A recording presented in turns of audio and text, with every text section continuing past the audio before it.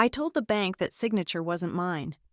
That night, my stepfather threw me off the porch and Mom just said, "Stop being dramatic." The anonymous text arrived at 2 a.m. Every family protects their own, except yours. I forwarded it to the detective and they opened a file that even they didn't expect. I thought the worst was my dislocated shoulder. Wrong. The worst was seeing my name on foreclosure documents for a house I'd never stepped foot in. Would you stay silent to keep the peace, or burn that cycle of silence right in the middle of the courtroom? My name is Avery Locke, and this is how I fought back. The shoulder had been aching all day. I'd spent 12 hours at Sentinel Ridge, wrestling with server racks that needed repositioning after some genius decided to reorganize the entire security infrastructure without consulting the actual security team. By the time I pulled into my mother's driveway in Harborvale, Ohio, the pain had spread down my arm like hot wire. The house sat dark except for the TV's blue flicker bleeding through the living room curtains. No porch light typical. Randy didn't believe in wasting electricity on things like basic safety. I grabbed my work bag with my good arm and headed up the cracked concrete steps. Inside, the smell hit first stale beer and something burnt, probably dinner from 3 hours ago. Randy sprawled across the couch, empty Coors cans creating an aluminum graveyard on the coffee table. The TV played some reality show about storage unit auctions, volume cranked high enough to shake the pictures on the wall. "You're late," he said without looking away from the screen. Server migration ran long. I set my bag by the stairs, already planning my escape route to my room. "Just grab some water, check on Mom, get out." "Come here, need you to sign something." The words froze me mid-step. Randy asking for signatures never ended well. Last time, it was co-signing for a truck he couldn't afford. Time before that, some sketchy loan from a place that advertised on bus benches. What kind of something? He finally turned, bloodshot eyes narrowing. "Just some refinancing paperwork and a car loan app. Stop asking questions and get over here." A folder sat on the coffee table between the beer cans. Even from 6 feet away, I could see the Harbor Federal Bank logo. My stomach tightened. "I'm not signing anything without reading it first." "Jesus Christ, Avery, always gotta make things difficult." He hauled himself up, swaying slightly. 6'2" of unemployed construction worker, soft around the middle but still strong enough to intimidate. "Your mother already said it was fine." "Then Mom can sign it?" I pulled out my phone, partly to look busy, partly to check the credit monitoring app I'd installed after Randy's last financial adventure. The notification bubble showed 3 alerts. My hands shook as I opened it. Hard inquiry. Harbor Federal Bank, mortgage application.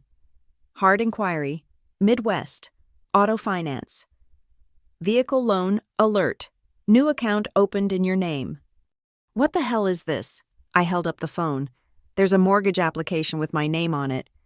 Randy's face went through several expressions: surprise, calculation, then settling on rage. "Must be some mistake. Now sign the damn papers." "No mistake. It shows the inquiry was yesterday. From a Harbor Federal branch I've never been to." My voice stayed steady, even as my pulse hammered. 3 years of dealing with his bullshit had taught me that showing fear only made things worse. "You used my information." "Watch your fucking mouth." "I'm calling the bank first thing tomorrow and filing a fraud report." He moved faster than a drunk man should. The coffee table scraped across the floor as he shoved past it. I tried to dodge, but my work bag caught my feet. His hand closed on my bad shoulder, the left one, already screaming from the day's work. The pain went supernova. He knew exactly where to grab, fingers digging into the joint as he yanked me forward. My vision whited out for a second. "You're not filing shit," he hissed, beer breath hot on my face. "You're gonna sign these papers and stop causing problems." I twisted hard, breaking his grip, but the momentum sent me stumbling. My hip caught the end table. The lamp crashed down, bulb exploding in a shower of glass. I said no. The backhand came out of nowhere. Not full force. Randy was smart enough to avoid leaving obvious marks, but enough to snap my head sideways. I tasted copper. "Randy." My mother's voice from the top of the stairs. Finally, Colleen stood there in her faded nightgown, hands gripping the banister. "What's going on?" "Your daughter's being a bitch again," Randy spat. "Won't help with simple paperwork." I steadied myself against the wall, shoulder feeling like ground glass. "He stole my identity. Mom, tried to get a mortgage in my name."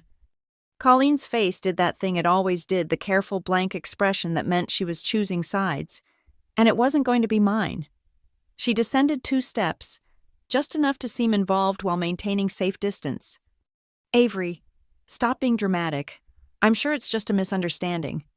"Misunderstanding, look." I thrust my phone up, showing the fraud alerts. "This is a crime. Identity theft. Randy's just trying to help our situation. The house needs repairs. And by stealing from me," she sighed, that particular sigh that meant I was being difficult. "We're family. Family helps each other. Family doesn't forge signatures." Randy lunged again. This time I was ready, dodging left. But my work bag tangled my feet again. His shoulder caught mine, the bad one, and the impact drove me backward into the door.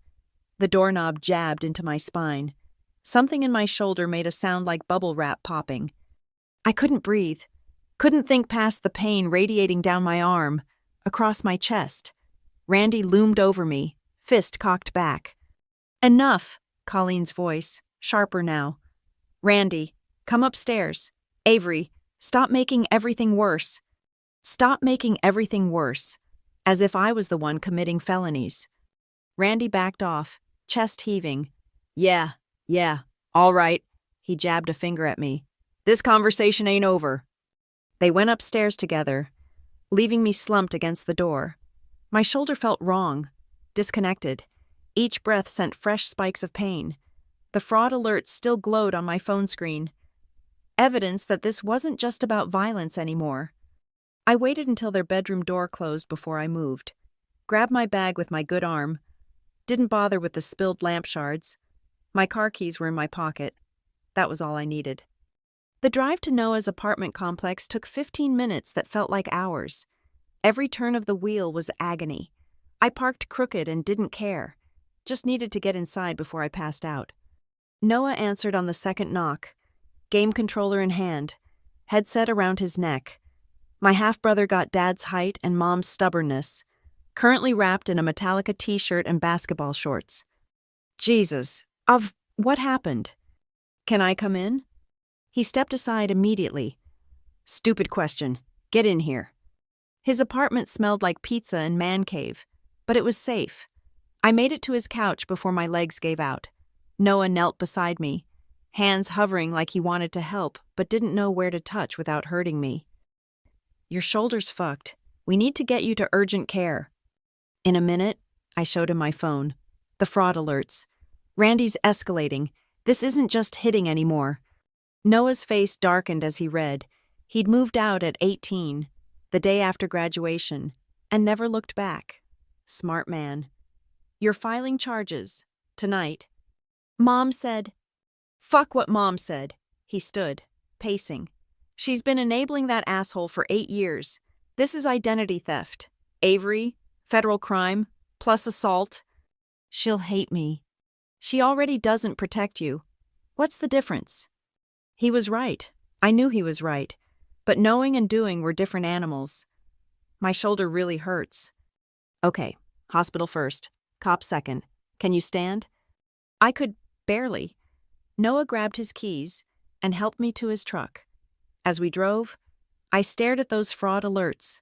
3 years of keeping the peace, of not making waves, of pretending Randy's violence was just his temper. But this was different. This was my name, my future, my credit, my life he was stealing. "I'm done," I said quietly. "I want to file charges." Noah squeezed my good shoulder gently. "About damn time." The emergency room at Harborvale General was its usual Friday night circus. Drunks, bar fights, kids with various sports injuries. Noah handled the paperwork while I sat rigid in the plastic chair, trying not to move. "Locke?" A nurse in Snoopy scrubs called out. "Avery Locke."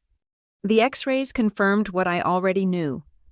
Shoulder subluxation, partially dislocated, then shifted back but not properly. The doctor, a tired-looking woman about my mother's age, manipulated it back into place with a sound that made Noah turn green. "How'd this happen?" she asked while fitting me with a sling. I hesitated. Noah didn't. Her stepfather assaulted her. We're filing a report after this. The doctor's expression shifted. "I see. We'll need to document the injuries. Take photographs." "Whatever helps," I said. She was thorough. Photos of my shoulder, the bruising already forming, the mark on my face from Randy's backhand, my back where the doorknob had left its imprint. Each click of the camera felt like evidence, like armor. "You're doing the right thing," she said quietly while printing discharge papers. "I see too many people who don't." The police station sat 3 blocks from the hospital. Friday night meant a wait, but Noah had come prepared with phone chargers and gas station coffee. We settled in the lobby's hard chairs, watching drunk college kids get processed. "Remember when Randy first moved in?" Noah asked suddenly. "You were what, 20? 19. You just left for college." I told Mom he was bad news, day 1. She said you were being overprotective. I was being right.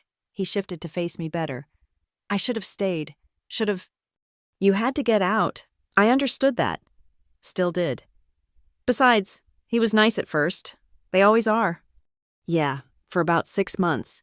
Then the real Randy showed up." The real Randy. The one who broke things when the Cowboys lost. Who called me a freeloading bitch despite me paying rent. Who got fired from job after job, but somehow it was never his fault. Who hit where the bruises wouldn't show. Usually. Avery Locke. A detective appeared. File folder in hand. "I'm Detective Mara Quinn. You're here about an assault." "And identity theft," I said, standing carefully. The sling helped, but movement still hurt. Her eyebrows rose. "Both same perpetrator." "My stepfather." "All right, let's talk in my office." Detective Quinn looked like she'd rather be anywhere else on a Friday night, but she listened, really listened, not just to the assault but to the pattern, the financial abuse, the fraud alerts, the years of escalation. "You have the fraud alerts on your phone," she asked. I showed her. She took photos with her own phone, then had me email screenshots to an official address. "I'll need to coordinate with our financial crimes unit. Identity theft across state lines makes this federal jurisdiction potentially..." She leaned back, studying me. "You said he's done this before." "Not to me, but he's had money problems, jobs that ended badly. Mom always bails him out." "Your mother's name?" "Colleen Mercer." She took his last name. Detective Quinn made notes. "Where are you staying tonight?" "My place," Noah said firmly. "She's not going back there." "Good. I'll have patrol do some drive-bys. Make sure Mr. Mercer doesn't come looking." She slid a business card across the desk. "Financial crimes will want to meet with you Monday. Bring any documentation you have, bank statements, credit reports, anything showing fraudulent activity." "What about the assault charges?" "Those I can file tonight. The photographs from the hospital help. Any witnesses?" "My mother. But she won't." I trailed off. "Won't cooperate. I see that a lot." Detective Quinn's expression was carefully neutral. "We'll proceed with what we have. Your injuries speak for themselves." She walked us out, stopping at the lobby door. "Miss Locke, you did the right thing coming here. I know it doesn't feel like it, but you did." Noah's apartment had never looked so welcoming. He set me up on the couch with pillows, ice packs, and the good pain meds from the hospital. I should have been exhausted, but adrenaline kept me wired. "I need to check my credit report," I said. "See what else he might have done." "Tomorrow, tonight you rest." "I can't. What if there's more? What if..." "Av." He sat on the coffee table, facing me. "It's 2 a.m. Banks are closed. Credit bureaus are closed. Whatever damage Randy's done, it'll still be there in the morning." He was right, but logic didn't stop the anxiety crawling up my throat. "I should warn Mom about the police report." "No." She's still our mother. Who chose him over you? Again. Noah's jaw tightened. She watched him hurt you and told you to stop being dramatic. She doesn't get a warning. My phone buzzed. Mom. Where are you? Randy says you took important papers. Bring them back now. I showed Noah. He grabbed the phone and typed back. Avery's safe. Don't contact her again tonight. She'll be furious. Good. Maybe she'll realize this is serious. He handed the phone back. Block her for tonight. You need sleep, not guilt trips. I did, though it felt like cutting a rope I'd been clinging to. Mom had always been my anchor, even when that anchor was dragging me down. Sleep came in fragments. Every time I shifted, my shoulder screamed. Around dawn, I gave up and opened my laptop. Time to see how deep this went. The free credit report site loaded slowly on Noah's Wi-Fi. I entered my information with my good hand, hunting and pecking like a beginner. The security questions gave me pause. They included addresses I'd never lived at, cars I'd never owned. My stomach dropped. The report was a horror show. 3 credit cards I'd never opened, all maxed out, a car loan for a 2019 Dodge Ram Randy's truck. I realized the mortgage application from Harbor Federal. Thank God still pending. Total damage, $47,000 and climbing. Motherfucker, Noah breathed, reading over my shoulder. How long has this been going on? I scrolled through the dates. First card opened 8 months ago, around when he got fired from that warehouse job. You need to freeze your credit, like, immediately. My hands shook as I navigated to each bureau's website. Experian, Equifax, TransUnion, freeze, freeze, freeze. The locks clicking into place felt like closing barn doors after the horses had bolted. But at least no new horses could escape. I need coffee, I said, and a lawyer. Coffee I got, lawyer. Noah rubbed his face. Remember Derek from high school? He's a public defender now, does some civil stuff on the side. The guy who ate paste in 3rd grade. He got better, law degree and everything. It was something. I sent Derek a Facebook message while Noah made coffee strong enough to wake the dead. My shoulder had settled into a steady throb, manageable with medication, but impossible to ignore. Like Randy himself, always there, always hurting, even when he wasn't in the room. My phone rang, unknown number. Don't answer that, Noah warned. But I'd already swiped. Hello? Miss Locke, this is Marcus Bell from Harbor Federal Bank. I'm calling about some unusual activity on your mortgage application. I sat up straighter, wincing. I didn't apply for a mortgage. I see. Well, that explains the discrepancies. Can you come to our branch today? We need to sort this out before it progresses further. Which branch? The one on Meridian Street. I can meet you at noon if that works. I agreed and hung up. Noah was already shaking his head. You're not going alone. I'm 28 years old. With a dislocated shoulder and a violent stepfather who's desperate, I'm coming. I didn't argue. Truth was, I felt safer with backup. Randy had crossed a line from general asshole to criminal, and desperate criminals did desperate things. Derek messaged back quickly, meet him at his office at 10. He'd squeeze me in before court. I showered awkwardly, trying to keep the sling dry, and put on professional clothes. If I was going to war, I'd dress the part. Derek's office occupied a corner of a strip mall between a nail salon and a tax place. Derek Matthews, attorney at law in gold letters on the door. Inside smelled like coffee and ambition. Avery Locke, Derek said, standing as we entered. Been a while. Sorry it's under these circumstances. He'd grown up well. The paste-eating kid had become a sharp-dressed adult with intelligent eyes and a firm handshake. I gave him the condensed version while Noah paced by the window. Identity theft is serious business, Derek said, taking notes. The assault charges help establish a pattern of abuse. How much documentation do you have? Screenshots of the fraud alerts, hospital records from last night, credit report showing the fraudulent accounts. Good start. We'll need more. Bank statements showing you didn't make these charges. Proof of where you were when accounts were opened. Character witnesses who can testify about Randy's behavior. Mom won't testify against him. Expected. What about neighbors, coworkers who've met him? I thought about it. Maybe he's not exactly subtle when he drinks. Perfect. Drunk Randy probably ran his mouth about his schemes. Derek leaned forward. Here's the plan. File police reports for each fraudulent account. Dispute everything with the credit bureaus. Get affidavits from the banks confirming the fraud. Build a paper trail so thick a jury could climb it. What about the assault?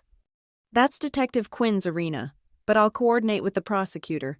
Multiple charges increase pressure for a plea deal. I don't want a plea deal. I want him prosecuted. Derek smiled thinly. That's what I like to hear. Randy picked the wrong person to mess with. We left with a folder of forms and a timeline. First stop, Harbor Federal Bank. The Meridian Street branch squatted between a Subway and a dry cleaner, all beige brick and promises of low interest rates. Marcus Bell looked like every bank manager ever. Crisp shirt, sincere tie, handshake that had attended seminars. His office had certificates on the walls and a photo of a golden retriever on the desk. Thank you for coming so quickly, he said, pulling out a thick folder. When I reviewed your application this morning, several things seemed off. Because I didn't submit it. Yes, that would explain the discrepancies. He opened the folder. The application lists your income as $120,000 annually. I laughed. Couldn't help it. I make $58,000 on a good year. It also claims you've been employed at Ridgeline Construction for 3 years. Never heard of them. He slid a paper across the desk. Is this your signature? I studied it. Close, but wrong. The A was too narrow. The Y didn't drop below the line enough, like someone had practiced but not quite mastered it. No. See how the Y curves? I don't do that. Marcus made notes. We'll need a sworn affidavit stating this isn't your application. Our fraud department will investigate, but I can tell you now this won't be approved. Good. What about the inquiry on my credit? We can mark it as fraudulent. Won't remove it immediately, but it helps your case. He pulled out more papers. There's something else. The application included supporting documents, tax returns, pay stubs, all forged. My blood chilled. He forged tax documents. Appears so. That's IRS territory. Federal crime. Noah whistled low. Randy's fucked. How did he even... I stopped. Thought about all the times Mom had asked me to email tax forms for safekeeping. All the times Randy had borrowed my laptop to check job listings. The pieces clicked. He's been planning this. The forgeries are sophisticated, Marcus admitted. Not professional level, but someone put effort into this. We spent an hour documenting everything. Marcus photocopied my real ID, took my actual signature for comparison, had me sign affidavits in triplicate. Each form felt like a brick in the wall between me and Randy's schemes. One more thing, Marcus said as we prepared to leave. The application listed a co-signer, Colleen Mercer, your mother. The heir left the room. What? He showed me the page. There was her signature, clear as day. Either she'd signed it or Randy had forged hers too. Neither option made me feel better. I need a copy of that, I managed. Outside, I leaned against Noah's truck and tried not to throw up. Mom involved meant this went deeper than Randy's desperation. It meant betrayal on a level I hadn't imagined. Maybe he forged hers too, Noah offered. Maybe, but I remembered her face last night. The careful blankness. The stop being dramatic. She knew. God help me. She knew. My phone buzzed. Derek. Police report filed on the Harbor Federal fraud. 3 more banks to go. You free Monday. I'd make myself free. This was my life now, appointments and affidavits and evidence gathering. Randy had started this war. I'd finish it. We hit 2 more banks that afternoon. Midwest Auto Finance was apologetic. They'd already flagged the loan as suspicious due to employment verification failures. The credit card companies were less helpful, requiring hours on hold and transfers to departments with names like Special Investigations and Account Security. By evening, my shoulders screamed and my head pounded. Noah drove us back to his apartment through downtown Harborvale's sad excuse for rush hour. 3 stoplights and a train crossing. I'd lived here my whole life, knew every pothole and abandoned storefront. Now it felt foreign, like Randy's crimes had changed the geography. Pizza, Noah offered as we climbed his stairs. Not hungry? Wasn't really a question. You need food with those pain meds. He ordered while I collapsed on the couch. The local news droned on about a warehouse fire in Columbus. Normal problems for normal people who didn't have to Google identity theft recovery checklist on a Saturday night. My phone rang. Mom again. I let it go to voicemail. Avery Marie Locke, you answer this phone right now. Randy's beside himself. He says you're spreading lies, trying to ruin him. Whatever you think happened. We can work it out as a family. Don't do something you'll regret. Something I'll regret. Like she hadn't watched him throw me into a door 16 hours ago. Noah heard the message. Play it again. Record it. Why? Evidence. She's admitting she knows about the situation. He pulled out his phone, hit record. Consciousness of guilt. Derek would call it. I played it again. Noah's phone capturing Mom's guilt for posterity. The pizza arrived, and I forced down 2 slices. Food helped the medication work, dulled the sharp edges of pain. But nothing helped the deeper ache, the knowledge that my mother had chosen Randy's lies over my truth. Sunday passed in a blur of documentation. I camped at Noah's kitchen table, laptop open, building my case file. Every fraudulent charge got screenshotted. Every false address got mapped. Every forged document got analyzed. Find something, Noah asked, bringing coffee. Randy's not smart about this. Look, I showed him the credit card statements. He used the cards at places with cameras, gas stations, Walmart, Home Depot, all traceable. Drunk Randy probably forgot about cameras. Or didn't care. Check this out. I pulled up one statement. $500 at Cabela's. Hunting gear. When has Randy ever hunted? When has Randy ever had $500? Good point. I made a note to tell Derek. Every stupid purchase was another nail in Randy's legal coffin. The anonymous text came at 3 p.m. Stop what you're doing or things get worse. You don't know what you're messing with. I screenshotted immediately, forwarded to Detective Quinn. Her response was quick. Save the original. We'll trace the number. Randy's getting scared, Noah observed. Good. But scared Randy was dangerous Randy. That night, Noah moved his baseball bat next to the door and double-checked the locks. I didn't sleep well, jumping at every sound. Somewhere out there, Randy was realizing his scheme was falling apart. The question was what he'd do about it. Monday morning arrived gray and drizzling, fitting weather for legal warfare. Derek had scheduled us a marathon session, hit every bank, file every report, build the paper trail into a paper mountain. You look tired, he said as we met in the parking lot of First National. Anonymous threatening texts don't make for good sleep. His expression sharpened.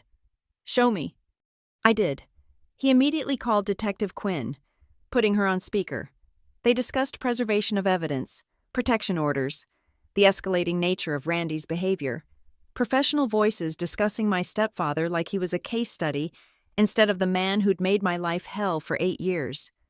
We can get an emergency restraining order, Detective Quinn said, based on the assault and threats. Do it, Derek said. I'll file the paperwork today. One more document for the pile. We spent 6 hours that day visiting banks, credit unions, anywhere Randy might have tried his scheme. Most had nothing, but 2 more hits. A rejected personal loan application and an attempt to add himself as an authorized user on an account I'd closed years ago. He's desperate, the manager at Community Credit Union noted. This many attempts in this short time frame, classic desperation pattern. Desperate, scared, caught. Randy was all 3, and that made him dangerous. The restraining order was granted Tuesday morning.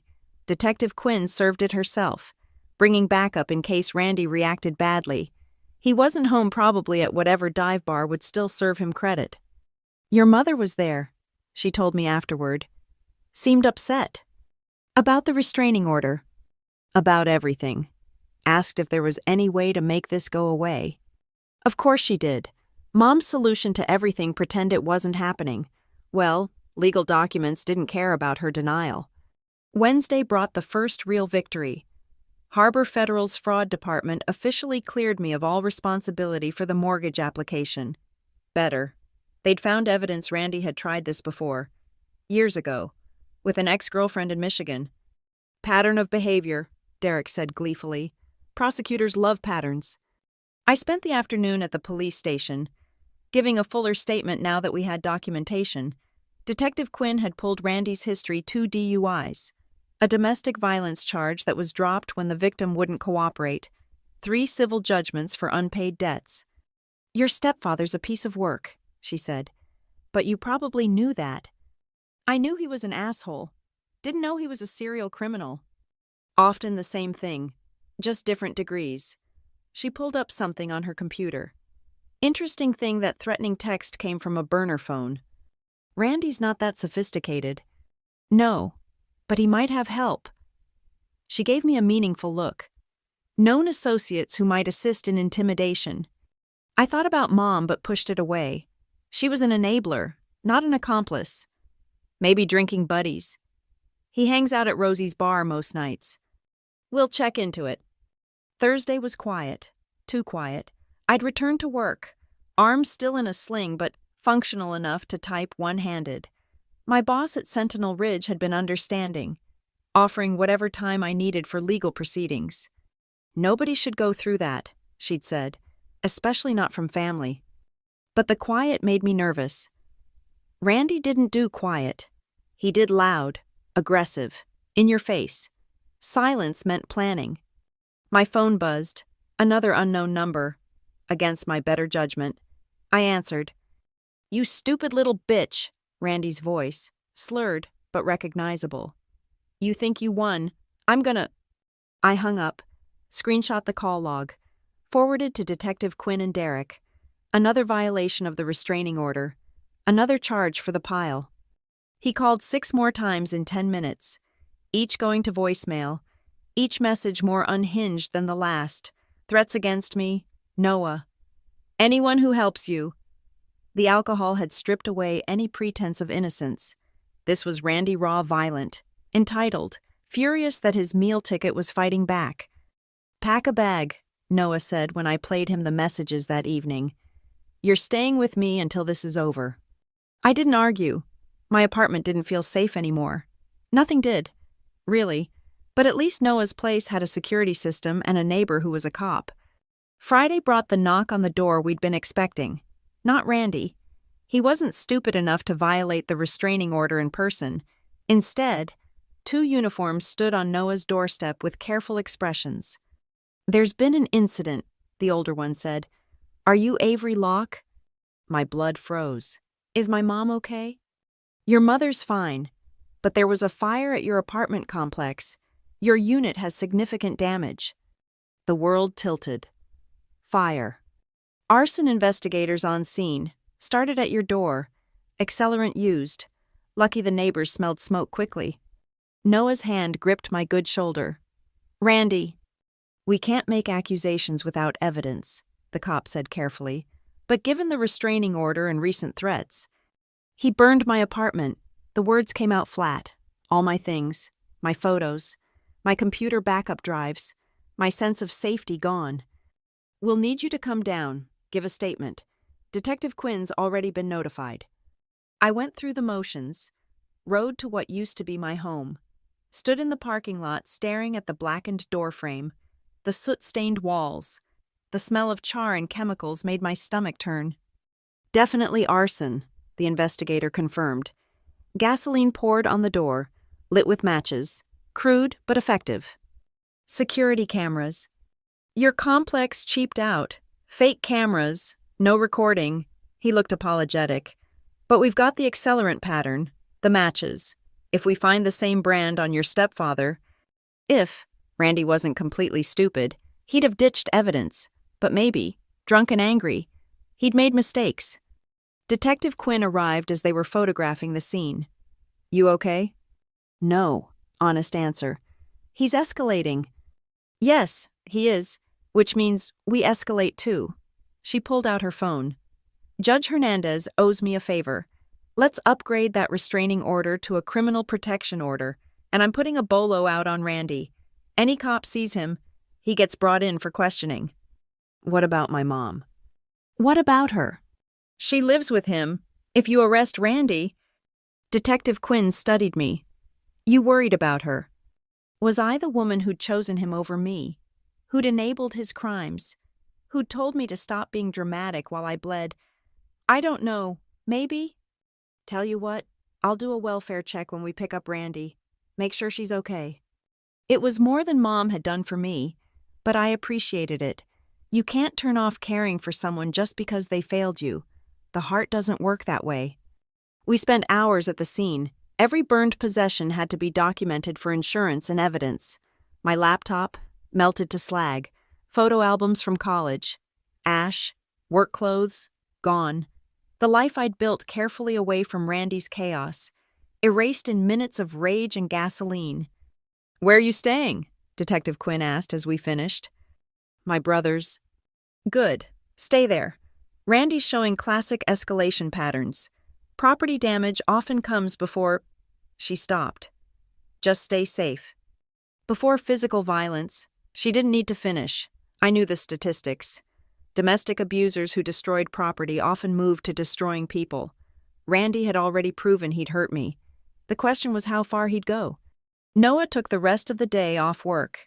We sat in his apartment, blinds drawn, bat by the door, phones charged in case we needed to call 911. I felt like prey, hunted and hiding, all because I dared to say no to signing papers. This ends soon, Noah promised. They'll find him. But Randy had construction friends with couches, drinking buddies with basements. He could hide for weeks in the network of enablers and fellow assholes who thought women were property and consequences were suggestions. My phone rang. Mom. I almost didn't answer, but Detective Quinn had promised a welfare check, and despite everything, I needed to know she was alive. Are you happy? Her voice was ice and tears. You've ruined everything. Randy ruined everything when he stole my identity. He was trying to provide for us. By committing federal crimes. You don't understand. The bills. The house needs repairs. His back problems. Not my problem, Mom. Family makes it their problem. She was crying now. Family doesn't call the police. Doesn't get restraining orders. Family doesn't throw daughters into doors. Family doesn't steal identities. Family doesn't burn down apartments. Silence, then quieter. He didn't mean for it to go that far. So you knew about the fire? No, I mean, he was upset, drinking. He left and came back smelling like smoke. But I didn't think, where is he, Mom? I don't know. You're lying. I'm not. He left after the police came. Said he had to think. A pause. Avery, if you could just drop the charges. Absolutely not. He'll go to prison. Good. She hung up on me. I stared at the phone, wondering when I'd become the villain in her story, when protecting myself had become betrayal, when Randy's crimes had become my fault for reporting them. You okay? Noah asked. No, but I will be. The weekend passed in tense waiting. Every car door was Randy. Every footstep on the stairs was him coming for revenge. I jumped at shadows and checked locks obsessively. This is what he'd reduced me to, a scared animal in hiding. Derek called Sunday night. Got some interesting news. Remember that ex-girlfriend in Michigan? She wants to testify. Really? Randy pulled the same identity theft scheme on her 5 years ago. She didn't press charges because he threatened her kids. But now, knowing he's doing it again, she's pissed. Another victim, another pattern. How many women had Randy destroyed while Mom made excuses? There's more, Derek continued. The forensic accountant found something. 3 months ago, a $5,000 deposit hit your mom's account. Same day Randy lost his warehouse job. Severance. No. Wire transfer from a company called MRG Holdings. Guess whose initials those are? My stomach dropped. Randy's middle name is Gregory. Bingo. He incorporated a shell company. That mortgage he tried to get in your name, the funds would have gone to MRG Holdings. So Mom knew. She had to know. At minimum, she took money from fraud proceeds. That's accessory after the fact. I thought about warning her, thought about the woman who'd raised me, who'd taught me to tie my shoes and ride a bike. Then I thought about her standing at the top of the stairs, telling me to stop being dramatic while Randy's handprint faded on my face. Do what you need to do, I told Derek. Monday morning, everything accelerated. Detective Quinn called at 7 a.m. Randy had been spotted at a gas station 2 towns over. Local police were moving in. "Stay put," she ordered. "If he rabbits, he might come for you." But Randy didn't rabbit. He was too drunk. Passed out in his truck in the gas station parking lot. They arrested him without incident, though he apparently woke up swinging and earned an additional charge of assaulting an officer. "He's being held without bail," Detective Quinn informed me later. "Flight risk plus the protection order violation. You can breathe a little." I tried, but breathing meant feeling.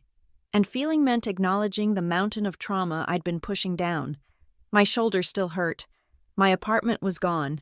My relationship with my mother was ashes. All because I'd refused to sign my name to fraud. Tuesday was depositions. I sat in a small room at the prosecutor's office, recounting every detail while a court reporter typed the assault, the fraud discovery, the threats, the fire. Each word was evidence, building the case that would put Randy away. "You're doing great," the prosecutor assured me. "With the pattern evidence and the ex-girlfriend's testimony, we're looking at serious time. Federal charges for the identity theft, state charges for assault and arson." "How long?" "If convicted on all counts, 15 to 20 years, maybe more with his record." It should have felt like victory. Instead, I felt empty. Randy would go to prison, but I'd lost my home, my sense of security, my mother. Was justice worth the price? Noah found me that night crying on his couch. He didn't say anything, just sat beside me and let me sob. Sometimes that's what family does, shows up and shuts up. Wednesday brought another bombshell. The forensic accountant had traced more transactions. Over 2 years, Randy had funneled nearly $30,000 through various schemes, all hitting accounts connected to Mom. She wasn't just an enabler, she was a co-conspirator. "We need to talk about your mother," Derek said carefully. "Is she being charged?" "The prosecutor's considering it. Her cooperation could mitigate things." "She won't cooperate.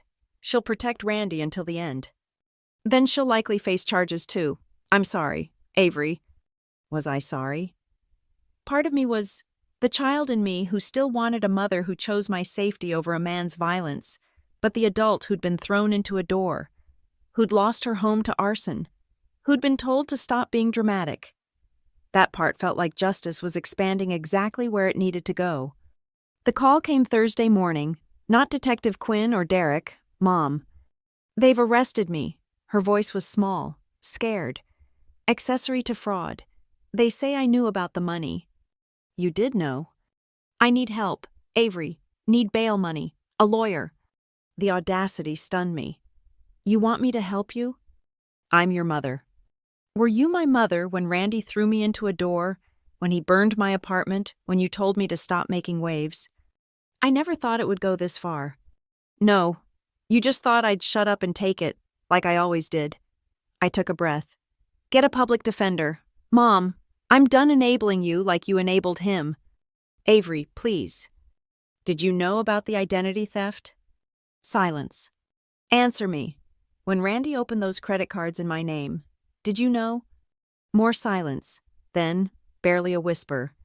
"He said you'd never find out.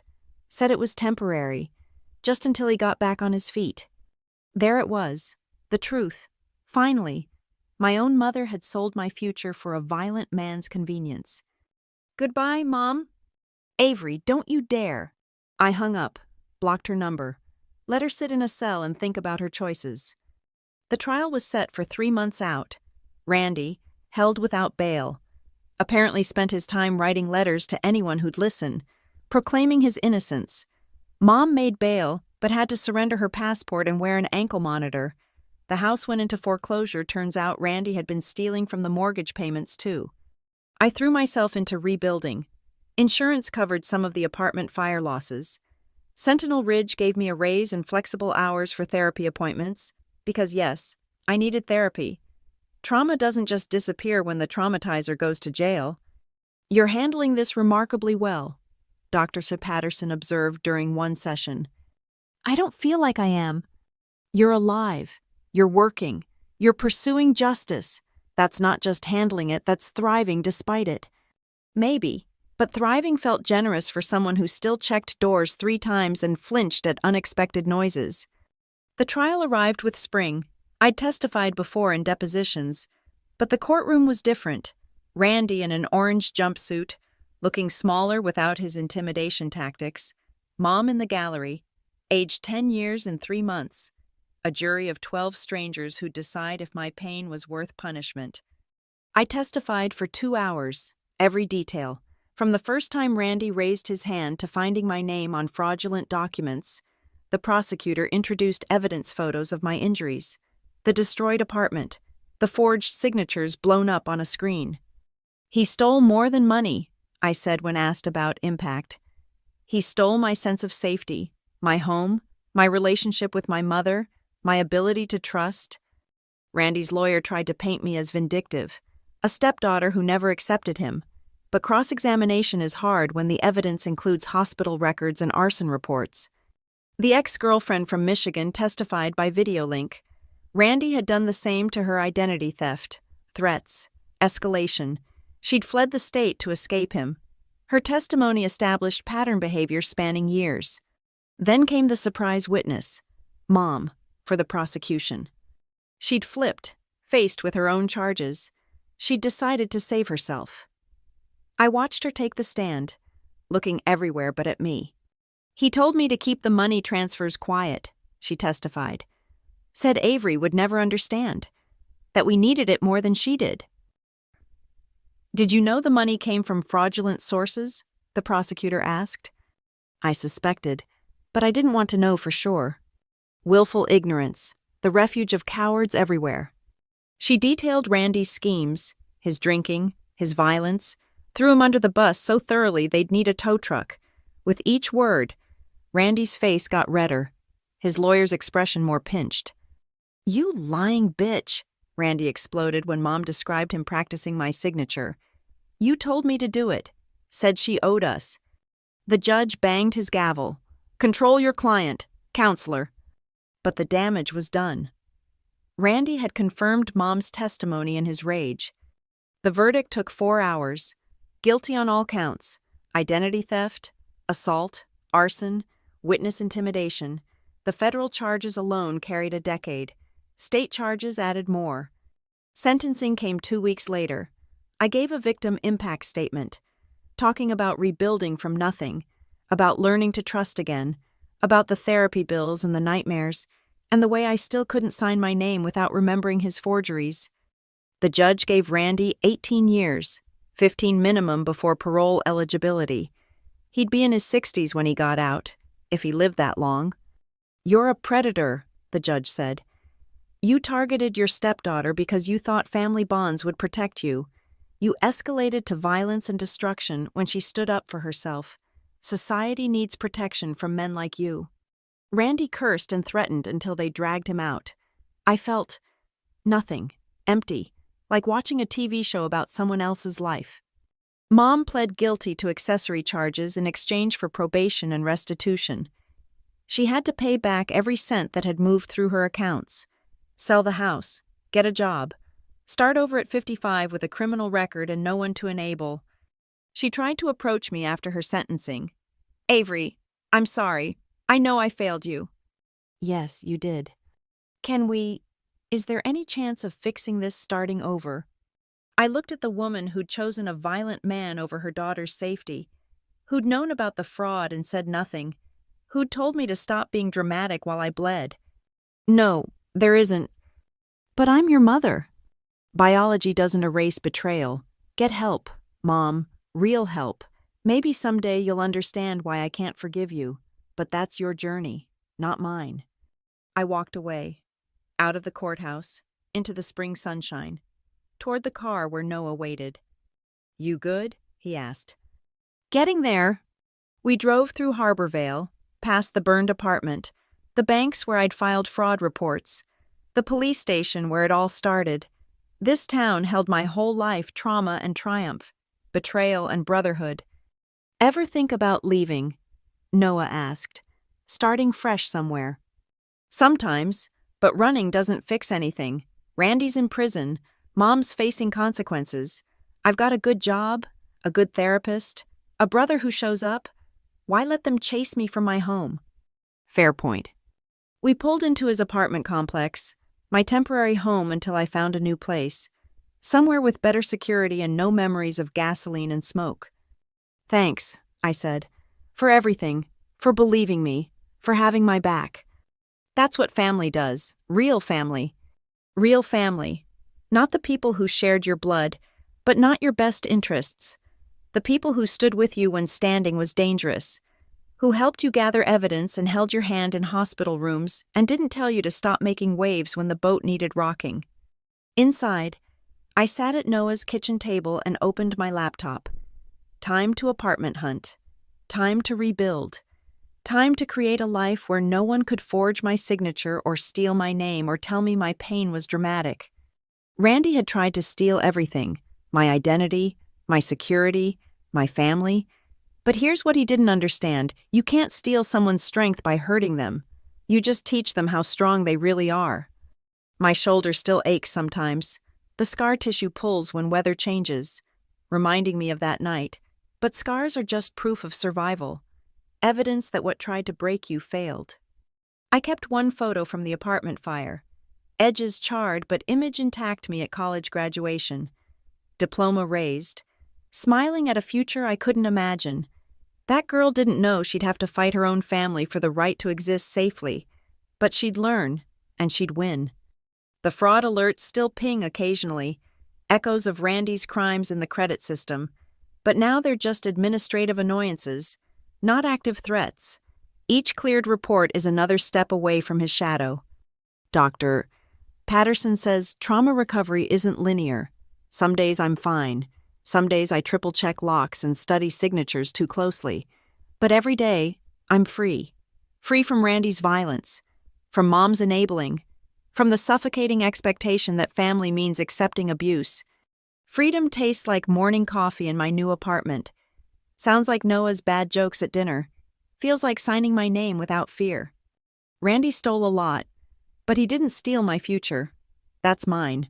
Written in ink no one can forge. The justice system isn't perfect. It took too long, cost too much, re-traumatized me repeatedly, but it worked. The man who threw me into a door for refusing fraud is wearing orange for the next 2 decades. The woman who enabled him is learning consequences exist. And me, I'm learning too. Learning boundaries are not betrayal. Learning family is chosen, not chromosomal. Learning that sometimes the most loving thing you can do is refuse to sign your name to someone else's crimes. My name is Avery Locke. I survived identity theft and domestic violence. I chose justice over false peace. And I'm still here. Signature intact. Story told. Shoulder healed. That's my revenge. Not the courtroom victories or the prison sentences. The revenge is living well. Living free. Living without anyone's boot on my neck or hand in my wallet. Randy thought he could steal my life. Instead, he taught me how to fight for it, and that's a lesson worth every scar. Thank you so much for listening to my story. I know it was heavy, but sometimes we need to hear that standing up to abuse is possible, that justice can prevail even when it comes from within our own families. If you're listening to this and you see yourself in my story, please know that you deserve safety, respect, and a life free from violence and fraud. There is help available, and you don't have to fight alone. I'd love to know where you're listening from. Drop a comment, and let me know what city or country you're in. It's amazing to think my story is reaching people all over the world, and I'd love to connect with you and hear your thoughts. If this story resonated with you, please hit that like button and subscribe to the channel. And if you really want to help more people hear this story, hit that hype button. It makes such a difference in getting these important stories out there. Remember, your signature is yours alone. Don't let anyone forge it, literally or metaphorically. Stay strong, and I'll see you in the next video.